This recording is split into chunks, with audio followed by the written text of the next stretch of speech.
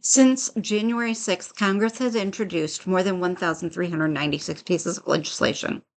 Hi, my name's Ruth Ann Parker, and today is February 19th, 2025. Things are moving very quickly in our government right now, and it's virtually impossible to keep up on all of it. My goal is to read all the legislation introduced in the House of Representatives and share that information with as many people as possible. So let's get to it. First, I want to talk about today. I'm covering mostly veterans issues today. It seems to be an issue that both sides can definitely agree on. House Bill 1384 to authorize Department of Veterans Affairs healthcare providers to provide recommendations and opinions to veterans regarding participation in state marijuana programs. Now, most of these don't have any text yet, so I'm going to assume at this point that they're just exactly what the titles say, but I will get back to you when I have text for them. House Bill 966 to prohibit the Secretary of Veterans Affairs from denying a veteran benefits administered by the Secretary by reason of the veteran participating in a state-approved marijuana program and for other purposes. So H.R. 1384 was brought to us from a Republican out of Florida named Brian Mast. This one was brought to us from another Republican out of Florida named W. Gregory Stubbe, and both went to Veterans Affairs Committee. Hopefully we'll get text before it gets out of Veterans Affairs, or hopefully I can get information from the Veterans Affairs website. Hasn't been going well. House Resolution 60, expressing the support of the House of Representatives for the naming of new or undedicated facilities to the Department of Veterans Affairs after women veterans and minority veterans in order to reflect the diversity of all who have served in the armed forces of the United States. This one came from Julia Brownlee, a Democrat out of California. I am all for recognizing how important women and minorities have been in our military, absolutely for that. However, in this instance, I really hate that our Congress spends so much time just renaming buildings. We did not send them there to rename buildings. Stop it. Just stop it. Sorry. I will get off my soapbox now.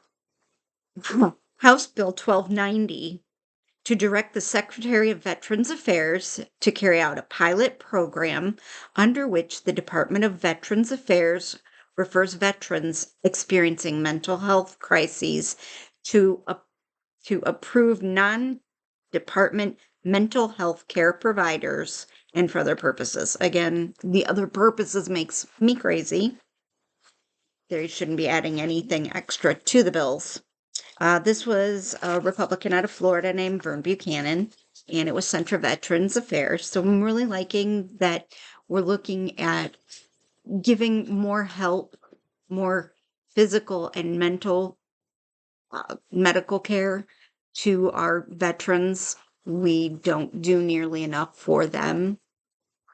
House Bill 961 to direct the Secretary of Veterans Affairs to establish a pilot program to provide veteran health savings accounts to allow veterans to receive primary care furnished under non-department direct primary care service arrangements. I love it. We all know that our veterans services we all know people who would love to be able to get in and see a Veterans Affairs doctor, but they just can't. There's not enough time. It's just not always they're not always able to do it. And I love that they're letting them look outside of their primary services in order to get help. So that's good. House Bill 1298 to amend the Internal Revenue Code of 1986 to establish a small business startup credit for veterans creating businesses in underserved communities. Absolutely love it. This was a Democrat out of North Carolina named Donald Davis. It's gone to the Ways and Means Committee. So I'm going to keep an eye out on it. It's got no text, so I'm just assuming at this point we just trust the title. And we're, trying to help veterans start up businesses, small businesses. We love to see that. Um, House Bill 1364 to amend Title 38 of the U.S. Code to provide clarification regarding the inclusion of medically necessary automobile adaptations in Department of Veterans Affairs definition of medical services. Fantastic. The Republican out of Michigan, his name is Tom Barrett. They are, again, trying to help veterans even more. So now they want to try to make sure that automobile adaptations that are needed by our veterans can get those included on their medical equipment. So that's good. House Bill 1344 to amend Title 38 of the U.S. Code to expand eligibility for headstones, markers, and burial receptacles under the laws administered by the Secretary of Veterans Affairs to certain individuals who died before November 11th, 1998. I'm not exactly sure why we need this bill, so I look forward to finding the information. This came from Guy Renschenthaler. I didn't write down his affiliation or what state he's from. But it went to Veterans Affairs, and I look forward to really finding out more about that. Not really sure why we need it, but I mean, I guess I assume that it's already something that happens, and that's why we wouldn't need it, but apparently it's not.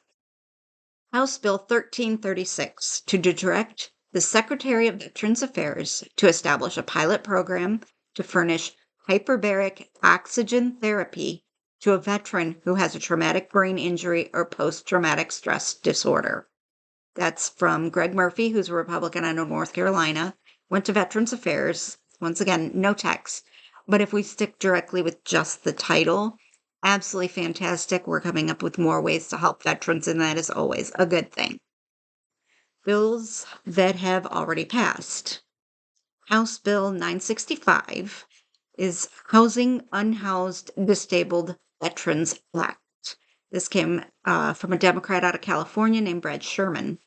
And it says, I'm quoting here, when determining the eligibility of a veteran to rent a residential dwelling unit constructed on department property on or after the date of the enactment of this act, for which assistance is provided as part of a housing assistance program administered by the Secretary of Housing and Urban Development and not yet in existence at the time of the enactment of this section, the Secretary shall exclude from income any disability benefits received under Chapter 11 of Title 38 of the U.S. Code.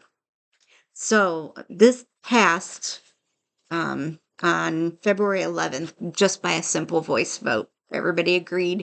It was a great win for the veterans. So essentially, when they're trying to decide if a person is eligible and they calculate their income, the money they get as a part of being a disabled veteran is not included in that income that they're considering.